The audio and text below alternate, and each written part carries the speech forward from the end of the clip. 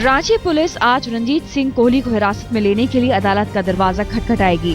Police धोखाधड़ी के अलावा सेक्स रैकेट, हवाला और आतंकी एंगल से भी जांच करना चाहती है। इससे पहले रांची में रंजीत उर्फ रकीबुल और उसकी मां को 14 दिन की जेल हो गई है। जरूरत पड़ने पर पुलिस उसका नार्को टेस्ट भी करा सकती है। हालांकि उसके धर्म को लेकर अभी तक संदेह बना हुआ है। बताया जा रहा है कि पिछले 7 वर्षों से वो इस्लाम में काफी दिलचस्पी ले रहा था। रांची लव जिहाद की आग अभी ठंडी भी नहीं हुई है और रांची से 127 किलोमीटर दूर चतरा में एक नई आग लग गई। पुलिस ने एक लड़के को गिरफ्तार किया है जिस पर हिंदू बनकर एक लड़की से यौन शोषण का इल्जाम है। हिंदू संगठनों ने इसके विरोध में गुरुवार को चतरा बंद रखा। गाजियाबाद के साहिबाबाद इलाके में भी लव जिहाद का एक मामला सामने आया। शहीद नगर निवासी एक लड़की ने आरोप लगाया कि शादी के बाद उसके पति उमर दराज ने जबरन उसे धर्म परिवर्तन के लिए मजबूर किया। इस घटना की शिकायत मिलने के बाद पुलिस ने आरोपी को गिरफ्तार कर लिया। मुजफ्फरनगर में जूना अखाड़े के योगी यतींद्रानंद गिरी ने लव जिहाद को आतंकवाद बताया है। यतींद्रानंद गिरी ने कहा कि सुनियोजित तरीके से हिंदुओं को कन्वर्ट किया जा रहा है। सेंसर बोर्ड घूसकांड में कोर्ट में सीबीआई ने बयान दिया है। सीबीआई का कहना है कि सीईओ राकेश कुमार जांच में सहयोग नहीं कर रहे। पिछले दिनों राकेश कुमार को पैसा लेकर सिरमा पास कराने के आरोप में गिरफ्तार किया गया था।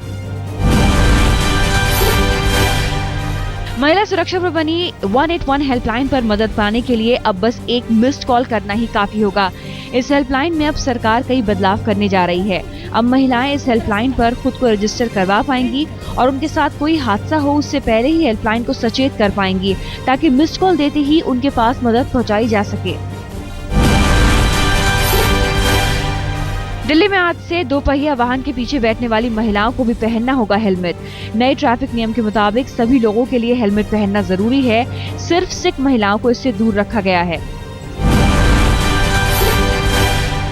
आ गए बाप्पा। देश भर में आज से गणेश उत्सव की धूम है। गणेश चतुर्थी के मौके पर मुंबई गणपति बाप्पा के स्वागत के लिए सज धज कर तैयार है। थोड़ी देर बाद गणेश पंडालों के पट खुलेंगे और लोग बाप्पा की भक्ति में डूब जाएंगे। सिद्धिविनायक मंदिर में भी सुबह से भक्तों की भीड़ उमड़ पड़ी है। लाल बाग के राजा के दर्शन के लिए भी भक्तों का पहुंचना शुरू हो चुका है।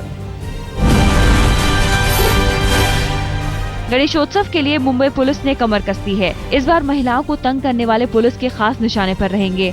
छेड़खानी की घटनाओं की पुलिस वीडियोग्राफी करेगी और फिर मंचलों के घर वालों को दिखाएगी।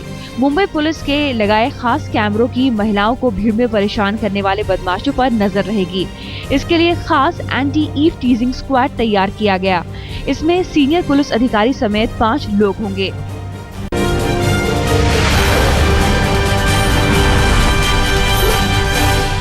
दिल्ली में एक बार फिर से सरकार बनाने की अटकलें लगाई जा रही हैं। दिल्ली में सरकार बनाने को लेकर उपराज्यपाल नजीब जंग ने गेंद केंद्र के पारे में डाल दी है। सूत्रों के मुताबिक सरकार ने हरी झंडी दिखाई तो बीजेपी को न्योता दिया जा सकता है।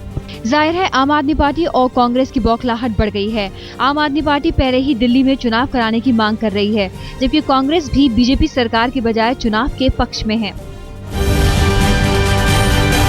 पश्चिम बंगाल में डायमंड हार्बर से टीएमसी विधायक दीपक हालदार ने बुधवार को एक सभा में कहा कि जब तक धरती रहेगी रेप होता रहेगा। अपने बयान के बाद हालदार तुरंत सफाई भी देते हुए नजर आए कि कोई रिपोर्टर उनके शब्दों को तोड़ मरोड़ कर पेश ना करे। हालदार ने कहा कि वो रेप का समर्थन नहीं करते। उनके कहने का मतलब ये है कि रेप एक सामाजिक बुराई है और ममता बनर्जी अकेले इसका निदान नहीं कर सकती। हरियाणा में विधानसभा चुनाव से ठीक पहले बीजेपी और जनहित कांग्रेस का गठबंधन टूट गया है। कुलदीप बिश्नोई ने बीजेपी पर समझौते के साथ छल करने का आरोप लगाया, जबकि बीजेपी का कहना है कि उन्होंने एचजेसी से कोई छल नहीं किया। कुलदीप बिश्नोई की आधी सीटों की मांग अव्यावहारिक थी। दोस्ती में टूट के बाद बीजेपी ने भी अकेले दम पर मैदान में कूदने का ऐलान करके चुनावी बिगुल फूंक दिया है। जो पार्टी और अटल बिहारी वाजपेयी साहब को धोखा दे सकती है, जो पार्टी अडवाणी साहब को, मुरली मनोहर जोशी जी को, देवीलाल जी को, बंसीलाल जी को, भगवत दयाल शर्मा जी को, चौटाला को और कुलदीप को धोखा दे सकती है, उनके साथ कुलदीप बिश्नोई जनता के बीच में अब नहीं जाएगा। लोकसभा में करारी शिकस्त के बाद कांग्रेस भी अब युवा नेताओं को कमान देने की कवायद में जुटी है। पार्टी अब 70 पार के नेताओं से छुटकारा चाहती है। कांग्रेस में जनार्दन द्विवेदी ने 70 पर रिटायरमेंट का राग छेड़ा है। उन्होंने कहा कि राजनीति में भी उम्र तय होनी चाहिए, खासकर सक्रिय पदों पर काम करने वाले लोग 70 से ऊपर के ना हों। सोनिया गांधी 70 साल से सिर्फ 2 कदम दूर हैं, तो मनमोहन, एंटनी और मोतीलाल वोरा जैसे नेता 70 की सीमा को पीछे छोड़ चुके हैं। प्रधानमंत्री नरेंद्र मोदी ने गुरुवार को जनधन योजना की शुरुआत की। मोदी ने कहा कि इस योजना के साथ आर्थिक छुआछूत खत्म होगा। योजना के पहले ही दिन 1.5 करोड़ खाते खुले। मोदी ने कहा कि जनधन को मिली आर्थिक आजादी से लोग साहूकारों के चंगुल से बचेंगे। जनधन योजना के तहत घर घर तक बैंक अकाउंट खोलने का सपना पीएम ने 15 अगस्त को देखा था और 26 जनवरी तक इसे पूरा करने का लक्ष्य रखा है। हम हमेशा कहते हैं कि भाई सरकार हो, सरकार की संपत्ति हो, वो गरीबों के लिए है, लेकिन आज वो शब्दों में नहीं, वो हकीकत में परिवर्तित हो रहा है और उसके कारण आगे चल करके बैंक से उसको 5,000 रुपये तक का कर्ज, और सामान्य मानवी को इससे ज्यादा कर्ज की जरूरत नहीं पड़ती है। नरेंद्र मोदी 30 अगस्त यानी कल जापान जा रहे हैं। 5 दिनों की इस यात्रा में वो सबसे पहले क्योटो जाएंगे। क्योटो के कोजी मंदिर में वो भगवान बुद्ध के दर्शन करेंगे।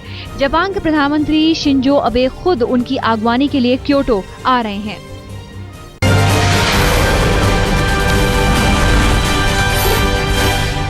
भारत पाक के बीच सरहद पर आज आरएसपुरा सेक्टर में फ्लैग मीटिंग होगी, जिसमें भारत की तरफ से बीएसएफ के डीआईजी और पाक की तरफ से चुनाव रेंजर्स के कमांडर शिरकत करेंगे। भारत पाक के बीच सरहद पर तनाव कम करने के लिए फ्लैग मीटिंग का सहारा लिया जा रहा है। पिछले 1 महीने से पाक की तरफ से सीज फायर को तोड़कर बारूद बरसाने का सिलसिला जारी है। फ्लैग मीटिंग में दोनों पड़ोसियों के बीच कठुआ से अखनूर तक 200 किलोमीटर लंबी सीमा पर सीज फायर का सम्मान करने के एजेंडे पर जोर होगा। एयर इंडिया की एक फ्लाइट में खाने में कॉकरोच निकलने की खबर है। अंतर्राष्ट्रीय उड़ान के दौरान खाने में मिले कॉकरोच के बाद मुसाफिरों में हड़कंप मच गया। 22 अगस्त को रियाद और त्रिवेंद्रम के बीच फ्लाइट संख्या 928 में एक मुसाफिर को दिए जाने वाले खाने में कॉकरोच निकलने के बाद देश की सबसे भरोसे की विमान सेना पर सवाल खड़े हो गए हैं। हालांकि मुसाफिर ने समझदारी दिखाते हुए कॉकरोच वाले खाने का वीडियो बना लिया, लेकिन सबसे उम्दा सेवा देने का वादा करने वाली एयर इंडिया के प्रबंधन पर सवाल खड़े हो गए हैं।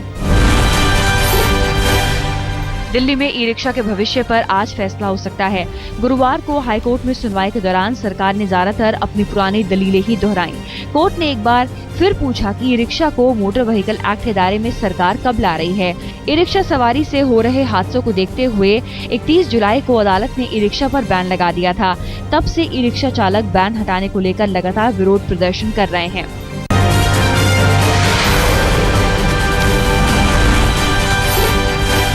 दिल्ली के नांगलोई में दिन दहाड़े एक युवक की हत्या कर दी गई। चश्मदीदों के मुताबिक मृतक सिगरेट पी रहा था, जिसका धुआं एक शख्स की तरफ चला गया, जिसे लेकर दोनों में जमकर कहासुनी हुई। मामला इस कदर बिगड़ा कि युवक को अपनी जान से हाथ धोना पड़ा। गुजरात के छोटा उदयपुर में एक छात्रा की बेरहमी से पिटाई का मामला सामने आया। आरोप है कि एकलव्य गर्ल्स रेसिडेंशियल स्कूल में 8वीं क्लास की बच्ची को मामूली सी बात पर 2 स्कूल टीचर ने पीटा। पिटाई के बाद छात्रा की बिगड़ती हालत देख उसे अस्पताल में भर्ती कराया गया। मध्य प्रदेश के सागर में डीएसपी यशवंत सिंह ने अपने किराए के मकान में फांसी लगाकर खुदकुशी कर ली। फिलहाल खुदकुशी के कारणों का पता नहीं चल पाया है। पुलिस मामले की जांच कर रही है। राजस्थान के धौलपुर में लड़की से रेप के बाद हत्या का मामला पुलिस ने सुलझा लिया है। पुलिस ने केस का खुलासा करते हुए मृतका के प्रेमी को गिरफ्तार कर दूसरे आरोपियों की तलाश शुरू कर दी है। आरोपी लड़की को पिछले 8 महीनों से जानता था। मुंबई सीलिंग सुसाइड पॉइंट बन गया है। वर्ली सीलिंग पर 33 साल की एक महिला ने खुदकुशी कर ली। पुलिस ने महिला की लाश को बाहर निकालकर मामले की जांच शुरू कर दी है। हालांकि मुंबई के सीलिंग पर पिछले 6 महीने में ये खुदकुशी का 5वां मामला है। मुंबई के विरार में 3 छात्रों की मौत के मामले में पुलिस ने 2 स्कूल टीचर को गिरफ्तार किया। आरोपी के छात्र स्कूल से इन टीचरों की मार के डर की वजह से भागे थे और स्कूल के पीछे बहने वाली नदी से इन छात्रों की लाशें बरामद हुई थी। दिल्ली के सुल्तानपुरी में सड़क हादसे में महिला की मौत के बाद बवाल हुआ। चश्मदीदों के मुताबिक बस टर्मिनल पर डीटीसी की बस ने एक बुजुर्ग महिला को कुचल दिया, जिससे महिला की मौके पर ही मौत हो गई। महिला की मौत से गुस्साए लोगों ने जमकर हंगामा किया और बसों में तोड़फोड़ की। पुलिस ने हालात को काबू में कर लिया है। पुलिस मामले की जाँच में जुटी है। झारखंड में रामगढ़ में सरकारी इंजीनियरिंग कॉलेज में छात्रों ने जमकर तोड़फोड़ की। छात्रों का आरोप है कि रिजल्ट में कई खामियां हैं। छात्रों ने ये भी आरोप लगाया कि रिजल्ट में गड़बड़ की गई। फेल को पास और पास को फेल कर दिया गया।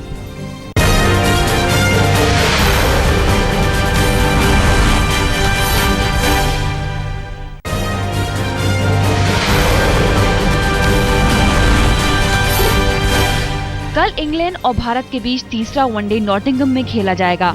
कार्डिफ में मिली कमाल की जीत के बाद माही की फौज के हौसले बुलंद हैं।